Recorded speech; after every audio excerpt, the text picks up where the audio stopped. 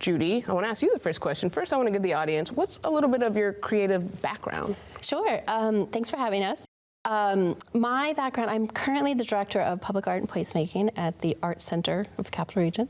I've been there about a year, but I've been in the public art field for over 20 years, wow, which is crazy. And I started that work at NYU. I moved to Philadelphia where I worked for the mural program there, and I still do a lot of work for them, so I'm very connected to that program, which is amazing. And then I moved here, and one of the first projects I worked on in this region was Breathing Lights, which was a very large regional public art program funded through the Bloomberg Philanthropies, and incredible opportunity for me to get to know local artists. But after that, I was hired by the City of Troy and the Art Center to create the master plan for public art for the City of Troy. And that's where I really started thinking about public art in the context of Troy specifically. And so that was a project where over a year, a consultant friend and I talked to over 1,000 people in Troy to really see what folks in Troy wanted to see in terms of art and how art could really help in Troy specifically. And one of the resounding kind of answers we kept getting from people was murals, more murals. Why aren't murals happening in Troy like they're happening in Glens Falls or Albany?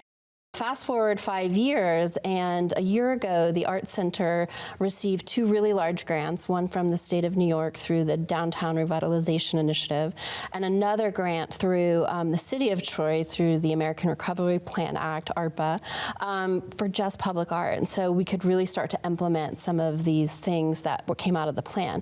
So when I started about a year ago, there was some really cool things already happening, but we really wanted to think about how we could start a mural program that was a little different than what was happening in other cities in the region.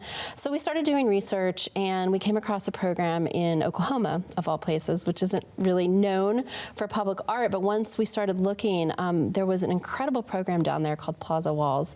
And Liz Reese, the director of the Art Center, and I traveled to Oklahoma to see this program in action, and we went to Tulsa, to Oklahoma City, and to Miama, Oklahoma, which is right on the edge of the Cherokee Reservation, and saw what they had done, which has rolled out this statewide mural program, starting in Oklahoma City with a program that basically created an arts district with temporary murals. And we just were kind of like, this is exactly what Troy needs. This is what we got to do. Exactly. Which is Troy Art Block, right? Exactly. So we came back and we said, we want to do this. We want to call it Troy Art Block.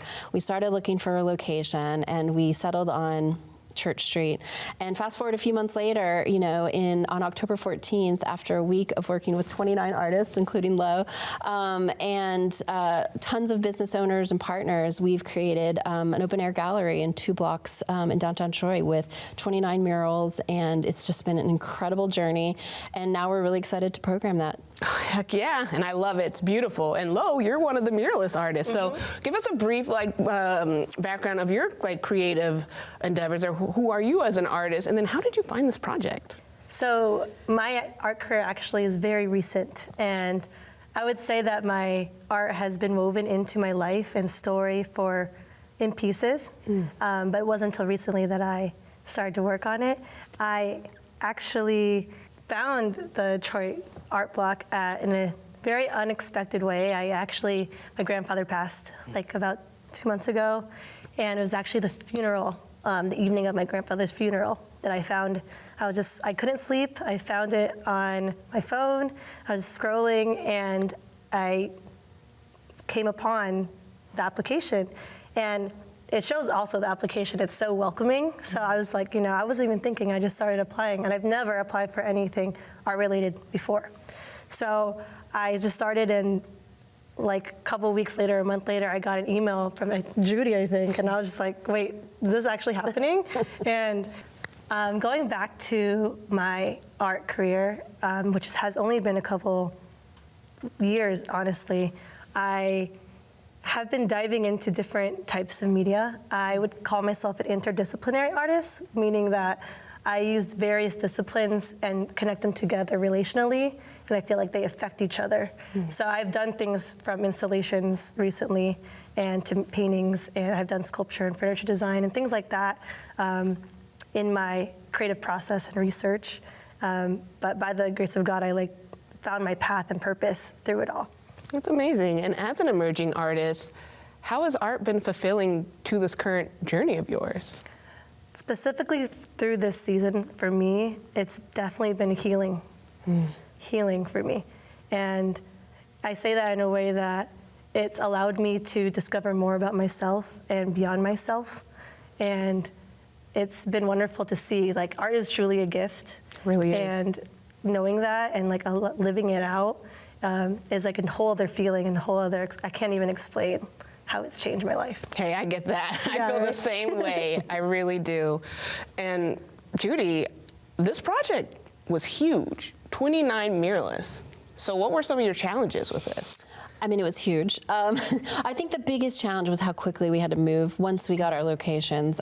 So, you know, it was all the normal logistics, but it was just moving so quickly. And really wanting to keep the integrity of the project, which was not just to get the murals up, but to make sure that we were creating a community for the artists. You know, the Art Center has a mission about teaching, and so it wasn't just to get the murals produced, but to create a community and to really create mentorships among the artists. So we were very thoughtful from the application process onward about how to make the experience, you know, for the artists as well as for a future audience. And so we did things like make the application process easy.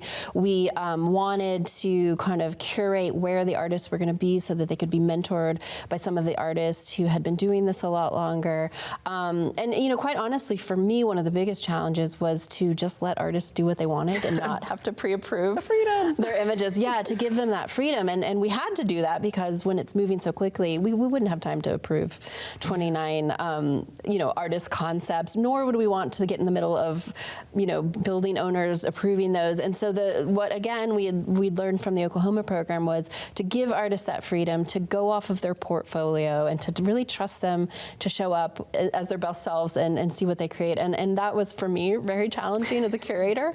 But sometimes, you know, a good curator just gets out of the way and I think facilitates the magic that the artist can bring to the project, which is I think what happened. That's amazing. And besides like an accessible application, what were some other ways you like supported artists throughout this project? Sure. I mean, we tried very hard to make sure that we were in communication with artists, that we made sure that they felt thanked and, you know, it wasn't transactional, that they felt like what they were doing was really more about, you know, giving to the city their incredible gifts. So I think just setting the stage for making sure it didn't feel transactional, like sometimes work for hire can.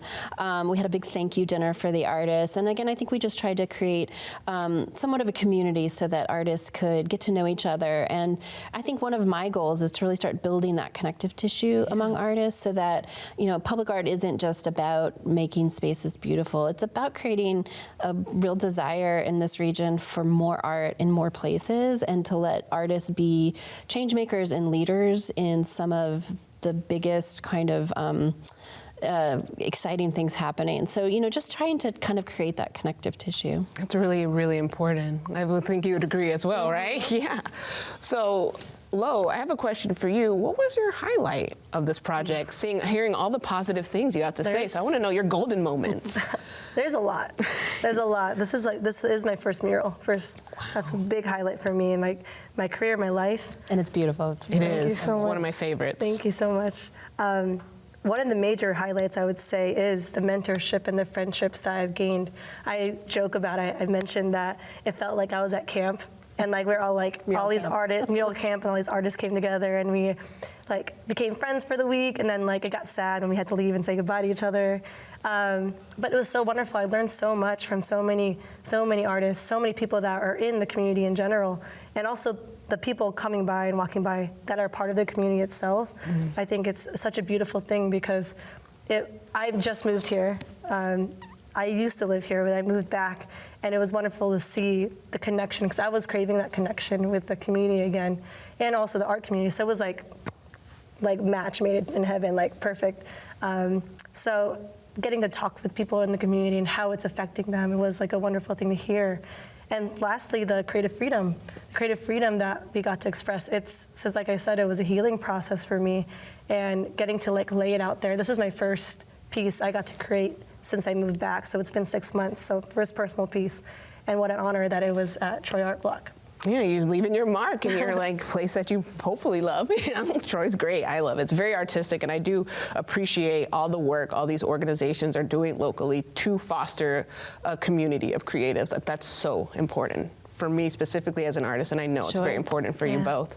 So before we wrap up, what's some stuff you both have going on? Judy, what's going on at the Art Center that you want audiences to know about? Well, we're doing 2 really big planning processes with both communities in South Troy as well as Lansingburg, which are outside of downtown, both of them, to do public art in neighborhoods as well. And so we're really excited to roll those out next year. That's amazing. What about you, Lo? You got anything going on that you want the audience to know about? Or I have a couple personal projects that'll come up soon, hopefully. And right now I'm actually focusing on a lot of writing, and also illustrating for children's books. oh, yay, children's books. Yes, we have to sit and talk about Yeah, we'll that. talk I want to about try that. to do the same thing. Well, thank you both for sitting down and speaking to us and really giving us some background on that amazing project. Thank Well, you. Thank you. Thank you so much.